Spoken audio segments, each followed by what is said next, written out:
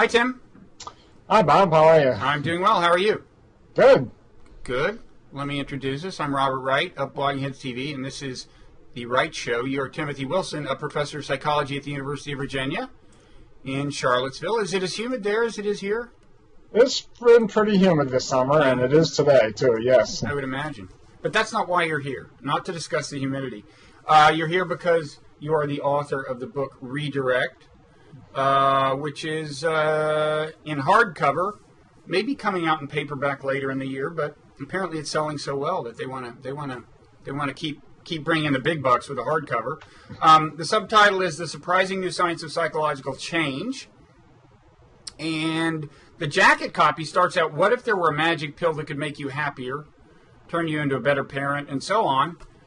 I would be in favor of that. Now, sadly, the jacket copy then goes on to tell us that there is no such pill, but you have something that is a substitute for that. There is a new scientifically based approach called story editing that can help us on these fronts. So why don't you tell us what story editing is?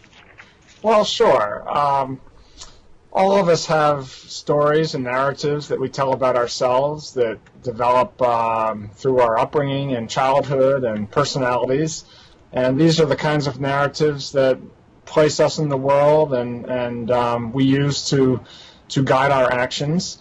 And that's really not the novel part of my point. I think the more surprising part is how to change these narratives and stories. If we're unhappy with the kind of story we're telling ourselves, then the issue is how do we tell ourselves a new story? And of course, one way to accomplish that is through psychotherapy. And if we really are unhappy and feel the need to go that route, I'm all in favor of that.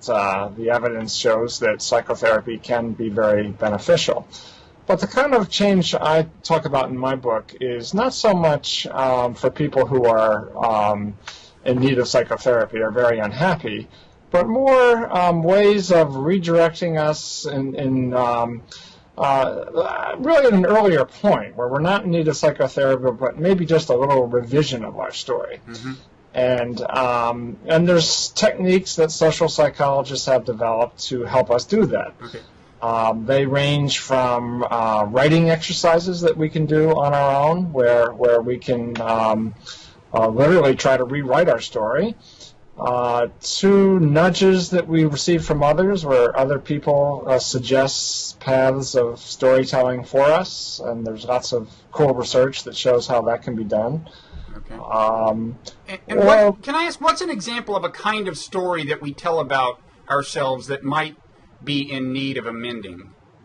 Well, as a college professor, I guess the first one that comes to my mind is the kind of story students tell themselves, that particularly when they first get to college, where it's a new setting and virtually everyone struggles at first, or there's bumps in the road. You're trying to adjust to a new, more difficult academic setting.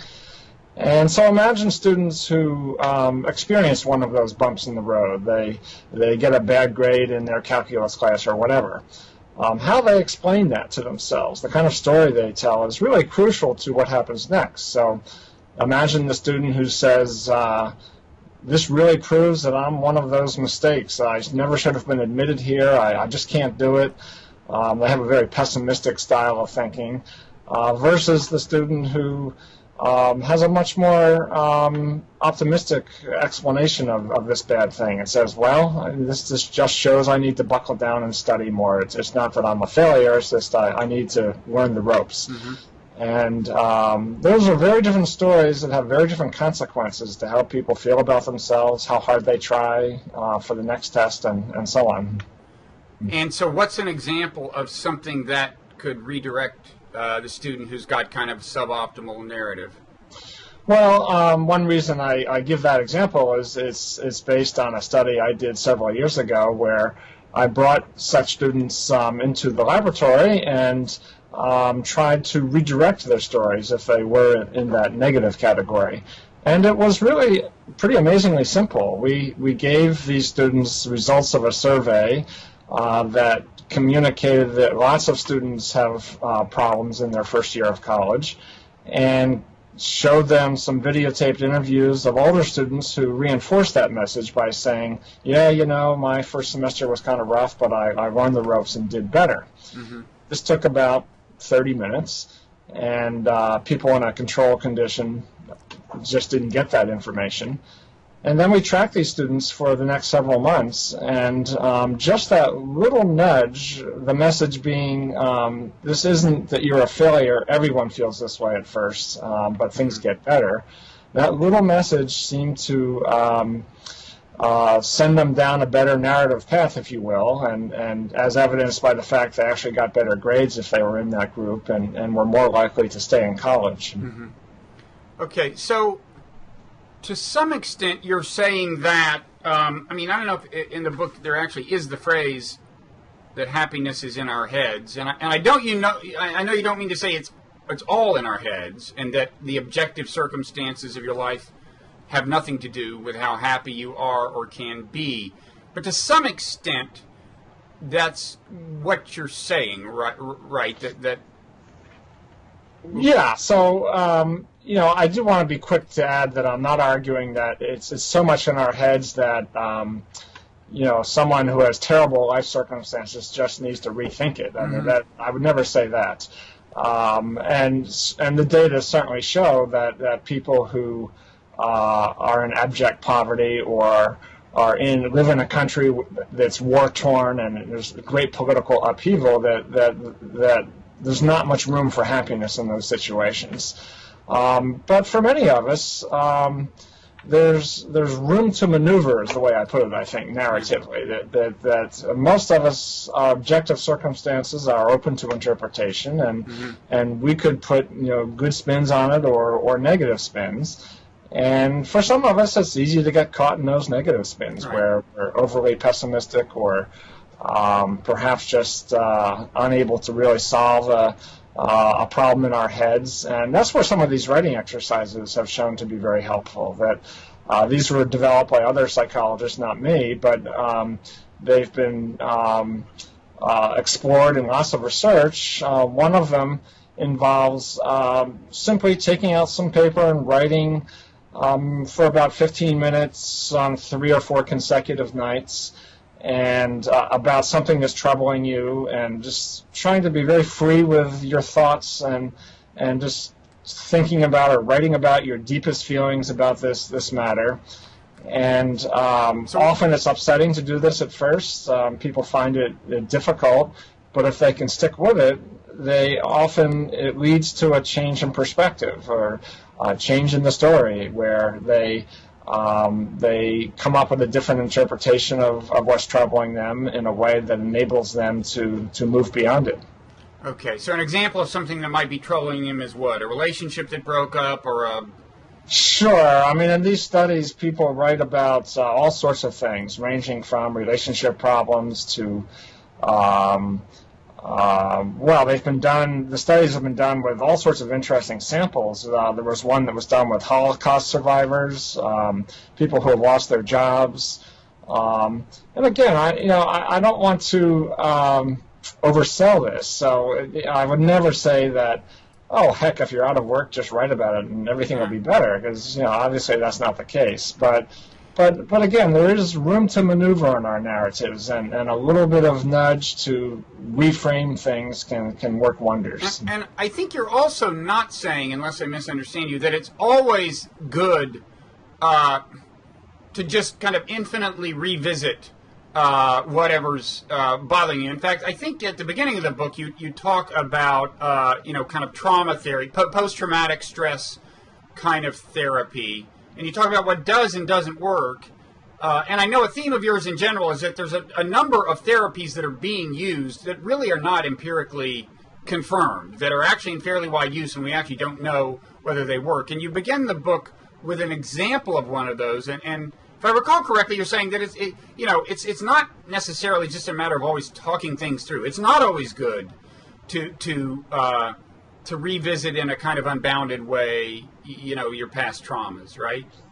No, definitely. And I think one reason this writing exercise that I just mentioned is helpful is that it does allow people to stop thinking about it, that the things that are most likely to prey on us and to cause rumination are the things we can't solve in our heads, that we can't find meaning in or can't make sense of. Mm-hmm.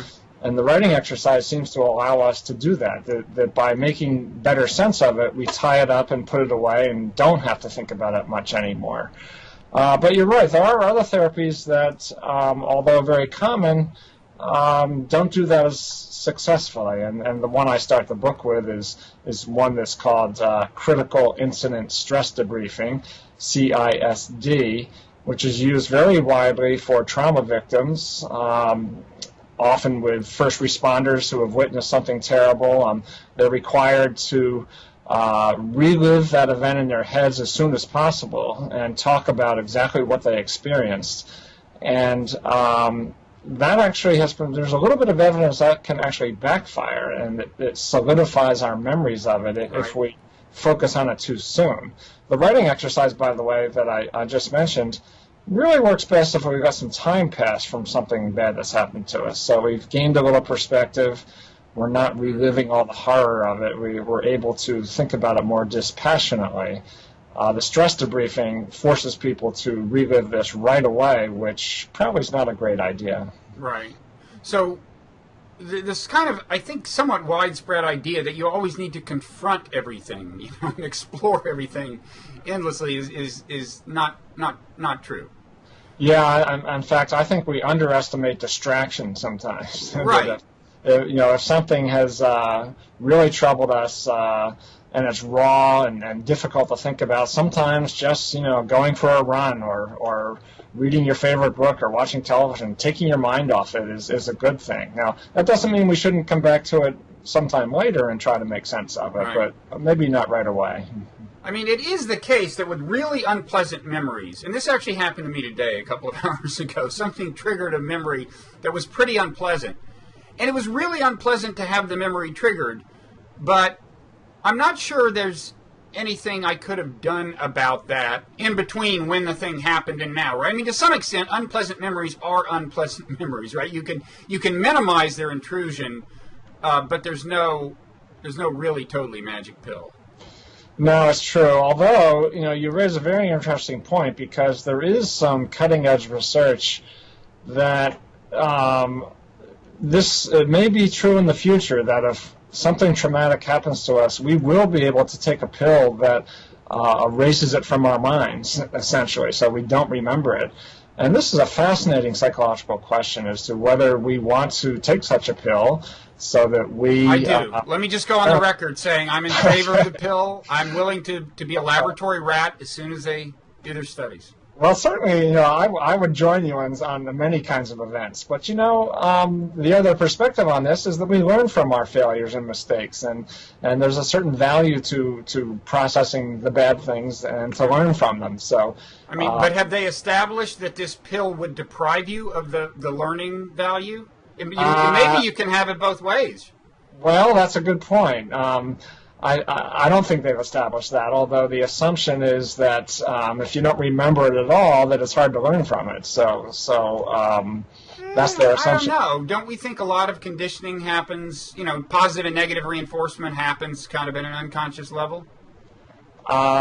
Yes, I do. So that's a really good point. So I'm optimistic about being able to learn without pain. Is there like an actual chemical that I mean, there is. I mean, this is not my area of expertise, but there are such chemicals that are being developed, and they're in the experimental stage, but it will lead to some fascinating questions. Excellent.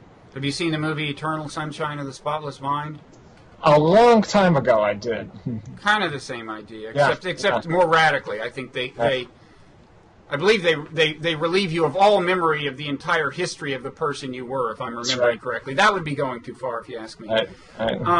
Okay, so one thing you're saying is that the perceptions that we have that lead us to be unhappy or that lead to various unpleasant psychological things are not objective realities. I mean, the interpretation is built into our perception of life. Is that? Yes, this is a really central message of my field, social psychology, that it's all about interpretation. And again, just a caution that message can be oversold, that people can find themselves in terrible objective circumstances. But you know, holding that constant, that something bad has happened to us, there's an awful lot of room for interpretation that they can spin it in a good way or a bad way. Mm-hmm. And there are various, well, I would say both therapeutic traditions and even kind of spiritual traditions that to some extent intersect with this, right? I mean, I think you mentioned cognitive behavioral therapy in the book. Right, and yes, and as I understand that, it is very much about the idea that if you're anxious about something, say, you know, the anxiety and the source of the anxiety are not objective truths. Yes, right. Yes. So can you talk a little about what your approach has in common and what overlap there may be with cognitive behavioral therapy and what differences there may be? Sure. There is a lot of overlap. I think part of the goal of cognitive behavioral therapy is to retrain people's thought processes so they don't always end up with a negative interpretation of their problems or why they're doing what they're doing. And I guess I see the kinds of techniques I talk about in my book are a little bit of earlier stage for people, that they're not at the point where that kind of negative thinking has become so chronic that they are in need of therapy. They're maybe at an earlier fork in the road where they can go down the positive or negative path, and these techniques are designed to nudge them down one of those paths. I'd say, too, that the range of problems that the story editing approaches address are broader than just personal problems that land people in psychotherapy. Mm-hmm. So they deal with, like, parenting skills and getting adolescents to act in healthier ways. So it's a broader approach, too, I would say. And speaking of parenting skills, is there one thing that you think is the most common thing that parents do wrong? Well, there are lots of things. You can name a few if you'd like. But I think, you know, one of the most delicate balances of being a parent, I think, is shaping our kids' behavior in appropriate ways without being too controlling. Mm-hmm. And that's such a fine balance of getting our kids to eat their vegetables and not stick their fingers in light sockets, and when they're older to do their homework and so on, but not to be so controlling and rigid that we forget that they have to develop a sense of autonomy and choice themselves. Mm-hmm. And feel that they want to do these things.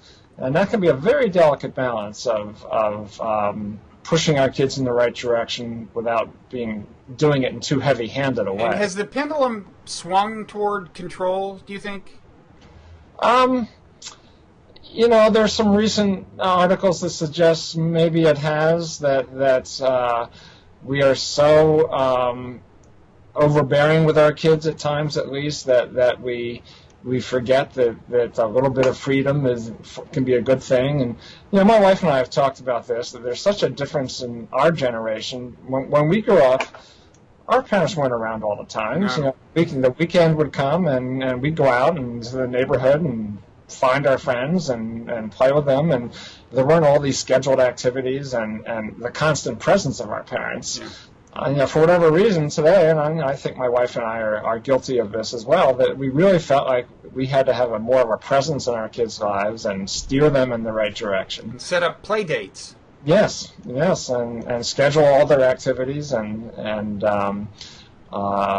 you know, this can extend into college where we see the so-called helicopter parents descending and trying to choose their kids' majors for them and so on. Mm-hmm. And it has gotten a little extreme. I think a little of that is technological. I mean, it's just so much easier for kids to be in touch with their parents in college. I mean, sometimes they email or text several times a day. I communicated with my parents maybe once every 2 months when I was in college. Yeah, it worked out fine. The old days there were actual written letters we'd post in the mail. And, I remember those. I remember letters. I don't remember many of them, but I remember some. Okay, so... now, one thing you at one point you talk about the three key ingredients of happiness: meaning, hope, and purpose. Now, meaning and purpose. I was interested that you distinguish between those. I think a lot of people see those as very closely intertwined and almost synonymous. You know, some people would say if your life has meaning, it means you have a sense of purpose. And some of the sources of meaning, you identify religion as one source of meaning for some people. For a lot of people, that is what instills them with a sense of purpose. That's where they get their guidance. But you're seeing these as two different things. Well, no, I think you make a good point. There is some overlap, but I think we can distinguish them to some extent. So finding meaning is having an explanation as to why things are the way they are, and that can be on grand a scale as religious beliefs, to more what we were talking about earlier of something's happened to us and I just need to think it through and come up with some explanation as to why it happened that satisfies me. Having a sense of purpose is more, having goals that we're working towards, feeling that I'm an important person who has a role in life that is valuable, and that other people value me, and that I'm making progress towards these goals. So, sure, some overlap, but I think they are distinguishable. Okay. And you say, with regard to purpose, good narratives have a strong protagonist. We should strive to be like Indiana Jones pursuing the Lost Ark, or Lara Croft seeking the Triangle of Light. I'm not sure I can convince myself that I'm Indiana Jones. I would like to. But what should a person like me, or a person like anybody, do who can't quite actually go in search of the Lost Ark? Well, you might give it a try. The actual Lost Ark. You think I'm up to that? I'm flattered. There's no magic formula here, but I think we all need to just try to find something that we truly value and keep our priorities in mind. So I think in the end, many of us realize as family that is most important to us, and it wasn't that hobby I was pursuing for years, or my work. What the old cliche that on people's deathbed, people never regret that they didn't spend more time at work. It's spending time with family that they regret they didn't do more of, and just keeping those kinds of priorities in mind and what's truly important to us and that we can contribute to is not that we should be helicopter parents, but just keeping those priorities straight is important. And does it have something to do with what we choose to do with our lives vocationally? I mean, would you say that decision should be informed by these considerations? Well, the luckiest people on earth, I think, are those who can find a way to support themselves financially in a profession they find truly fulfilling and purposeful, and that's not always possible. If you can, those are enviable people, but for many of us, that's not possible. We find some way to support ourselves, and maybe it's not our chief source of purpose in life, but there's many other avenues to it. It actually relates to one way of revising our stories that we didn't touch on, and that is the so-called do good, be good principle. Mm-hmm. Which is that acting in the way we want to be is, curiously, the way to become who we want to be. So if we want to be people who are viewed as, or think of ourselves as altruistic, caring people, one of the best ways to do that is to act in a caring, altruistic way. So get that volunteer job we always thought we wanted to do, of working in a soup kitchen or whatever, whatever way we feel we can help others. And by doing it, that shapes our view of ourselves. Mm-hmm. Okay. Maybe gives us some sense of purpose. Okay. Now, on this question of this basic idea that kind of reality is what we make of it, so to speak, to put it very crudely, have people brought up in this connection certain meditation, traditions of meditation or Buddhism or anything when you talk about this?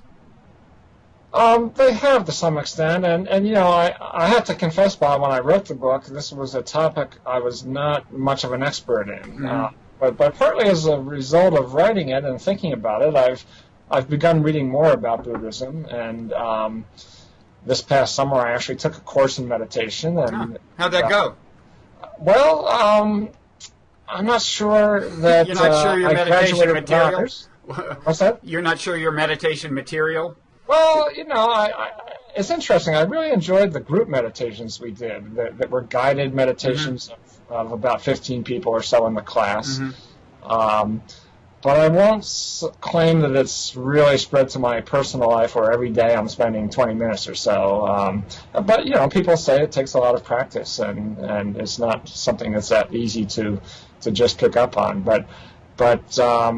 But clearly, and there's an increasing amount of research on the effects of meditation, of mindfulness meditation and other types, that it does have positive benefits of sharpening people's attentional skills, giving a sense of well-being.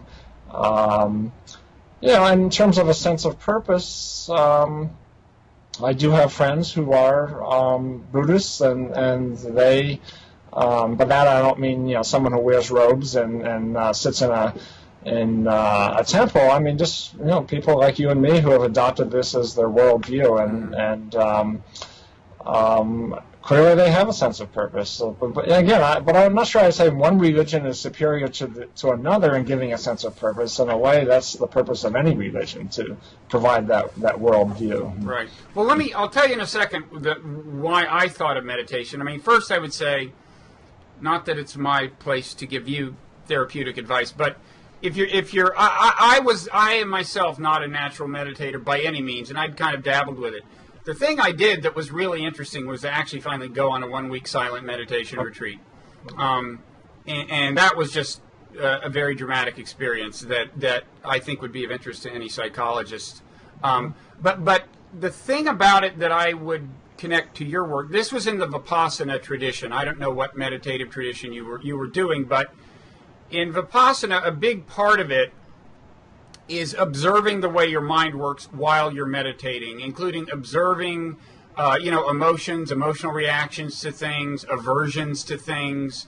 And as the week goes on, you get to a point where you're much better positioned to do that, where you have enough detachment to actually observe the way your mind is working. And it reminded me a little of what you call the step back and ask why approach. And that's an approach to kind of, I guess, digesting a problematic or troublesome event, right? Do you want to talk a little about that? Sure, and I confess, Bob, I'm sort of mixed feelings about this because, in terms of my research career as a psychologist, I've made a living in part by questioning the value of introspection, that talking about the limits of our ability to look inwards and see everything about the way our minds are working. My earlier book was called Strangers to Ourselves and was about the power of the unconscious mind and the difficulty of introspection. And yet, there are certainly others like you who claim that with practice that meditation can remove some of the defenses and give us enough detachment that we can at least get better access. And that sounds reasonable to me. The step back and ask why approach is one that's been developed by some other researchers that says that when we are, this is actually a writing exercise, that when we're thinking about a troubling event from our past, it can actually be better to take a third-person approach and imagine that we're a fly on the wall observing ourselves rather than a first-person approach where we're immersing ourselves in how we felt. But if we take that more detached view and kind of look at it the way somebody else would, it just gives us more of a sense of distance and allows us to reanalyze and reframe the experience better, is what that research shows. Okay. Yeah, I mean, I guess what I would say for the meditation is that it actually does make it easier to be the fly on the wall. But it's not trivially easy, and it really is something that happens over the course of the week, if things go well. And then after the week is over, it's not that easy to sustain it. I mean, I think if you do it every day, you do get some ongoing benefit. But there's nothing like spending a week completely removed from all the world's distractions, meditating intensively. No, that's very interesting, and I have a good friend who's suffering from a serious illness, and he has adopted meditation and claims that one thing it does for him is it just takes his mind off his the fact that he has a fatal disease, and enables him to, especially when he's caught in a ruminative cycle of that we all get caught in, where it's just hard not to think the worst things about our future and ourselves, and a good 30, 40, 50 minutes of meditation, he claims, is just a great way to break that cycle, which I'm all for. Yeah, yeah. Now, your book, a lot of it is actually not about the personal pursuit of happiness. It's about various, you might say, social problems, harmony among ethnic groups, educational issues, and so on. We don't have time to get into all those. I did want to get into the issue of prejudice and the work of Gordon Allport, I guess it is, who found, and I think you're saying this holds up, that there actually is a way to make, members of ethnic groups that potentially have tension between them, or even a history of tension between them, and actually doing some creating an atmosphere of acceptance. What are the things you have to do? Well, Allport, who wrote a book called The Nature of Prejudice several decades ago, really had the insight that the best way to reduce tensions between two groups is to bring them together and have increased contact between members of these groups. Now, by itself, that doesn't always work. There have to be certain conditions that are satisfied, such as the groups have to be of equal status. Ideally, there's some interdependence between the groups where they're working towards a mutual goal and they have to work together to achieve that goal. And if those conditions are satisfied, there's probably 300 or 400 studies on this in social psychology that those tensions do tend to reduce, and the very categories of what group we belong to begin to break down a little bit, where we just don't immediately label each other as, oh, you're a member of that group, I'm a member of this group. Rather, we view ourselves as we're working together. We're in some sense part of the same group. Right, and apparently it is important that they have this kind of relationship of interdependence, that to reach some goal, they need each other. Yes, they're on the same team. Now, does this involve a kind of story editing, or can it involve a kind of story editing? Well, it certainly can, and the angle I took on my book is taking a step back from that and saying, that's great that contact works, but there's not as much research on how do we get people to initiate that kind of contact. That in our everyday lives, I think we all tend to be in a comfort zone of wanting to hang out with people like us, and not all of us, of course, but I think many of us have a sense that, if I were to reach out across group lines and try to initiate a friendship, say, with someone who's not like me or a different racial group or what have you, then maybe that wouldn't be welcomed, or maybe it would be uncomfortable, and a lot of times it's just easier to stick with people like us. And so we've done a little research to try to break down that expectation, or it really is a story that I spin to myself of what it would be like to try to make friends with someone who's unlike me. And we've had a little success in getting people to revise that story and pointing out that, the member of other groups probably feel the same way about me. And if we can just give it a try and put aside our expectations and just treat each other as individuals, that most of us are motivated to make such interactions go well, and they in fact do go better than we tend to think they will. So just, again, it's another kind of nudge of getting people out of their comfort zone a little bit to try to overcome those barriers. Mm-hmm. And by doing so, people often find, hey, it worked pretty well. Mm-hmm. And you mentioned that part of this might be realizing that the way you're viewing them is actually the way they're viewing you at the same time. More broadly, what is the connection between this and the kind of mental exercise of putting yourself in the shoes of another person? I don't know and I don't mean empathy, I don't mean like feeling their pain, but just appreciating what their perspective is like, how the world looks like to them. And I don't know if there's an official psychological term for that maneuver, but... Well, I think just perspective taking, Yeah. and I think you're right that just trying to is, it's in a way a version of the fly in the wall technique, that just getting outside of our own skin and looking at us like others do, or trying to put ourselves in the minds of someone else can be helpful. Mm-hmm. Okay.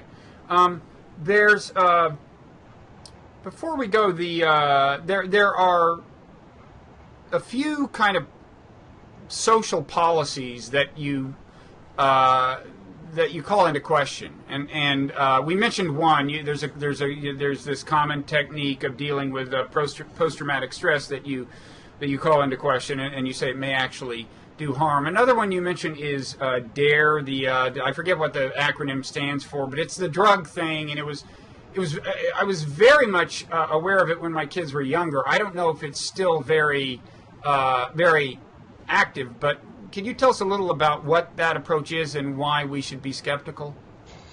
Sure. So there is, as you said, Bob, there is a sub-theme to my book, which is that whatever approaches we try to address the problems we've been talking about, we should be darn sure that we've done the work to see if they work. And by that I mean good experimental research with control groups, to really vet these programs, just as we would some kind of medical intervention.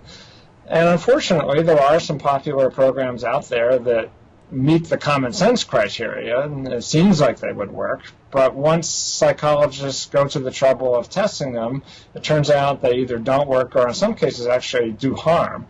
The DARE drug program has been, I believe still is, in about 70% of schools in the United States. My kids both went through it in their schools in Charlottesville, Virginia. And it's a program where police officers come into the classroom and try to educate kids about the dangers of different kinds of drugs. But unfortunately, when really good control studies were done, it was found not to work. Even one study that suggested it backfired and led to an increase in tobacco and alcohol use. Now, to give the DARE folks some credit, they finally did heed this research and have revamped the whole program and are trying a new one that's based on some good research. We still don't know whether it works in the classroom with the police officers delivering it, but they're trying to vet this a little better. Mm-hmm. Yeah, I remember wondering, what are the chances that police officers who are chosen for a specific set of capabilities that don't have anything to do with explaining stuff to young kids, what are the chances that they would have the magic touch, I mean, I guess the idea was that there's some inherent value in an authority figure bringing the message, but it never seemed to me especially well thought out. Well, I have to say I'm with you on that, Bob, and I worry about that. Now, the officers do go through special training, so they're well trained. But if you think about an at-risk teen, a 13-year-old kid who's trying to decide whether to be under peer pressure and use drugs, I'm not sure a police officer is the one that he or she's going to listen to the most. So the whole approach does worry me a little bit. Yeah. Okay. But at the same time, there are other programs that have been very well tested that do work to reduce drug use, and there's one called life skills training and so on. So there are some good programs out there. Okay. Final question. I was wondering about your view of positive psychology. I saw a little bit of intersection between your work and what's called positive psychology. Some people you cite who are kind of loosely associated with that school. And I should say positive psychology is kind of, I guess the idea is that one of the ideas we should spend less time focusing on pathologies that need to be fixed and more time kind of taking, normal and making it better, I guess you might say. That's one of the ideas. But what is do you have a take on positive psychology? Well, yeah, I mean, many of my best friends are positive psychologists, I guess you'd say. And there's, I think that the originator of this approach, Martin Seligman, made an insightful discovery that clinical psychology has focused too much on psychopathology and not enough on how we thrive and what improves our well-being and what sort of strengths people have. And there's a lot of very good research out there on these topics. I do worry occasionally the field's gotten ahead of itself. There's a branch of it that now trains personal coaches to help people find their strengths. And I guess, I worry we get a little ahead of the data sometimes, and we need to test and vet these approaches a little better than has been done. But I wish them the best on those. Okay. Well, thanks, Tim, and thanks very much for taking the time. And again, the book is Redirect, well worth reading. And I hope you'll have time to come back and talk to us soon. If not, Thanks, if not when you write another book, then maybe before then. Thanks. I've enjoyed it. Okay. Take care. Bye. Bye-bye.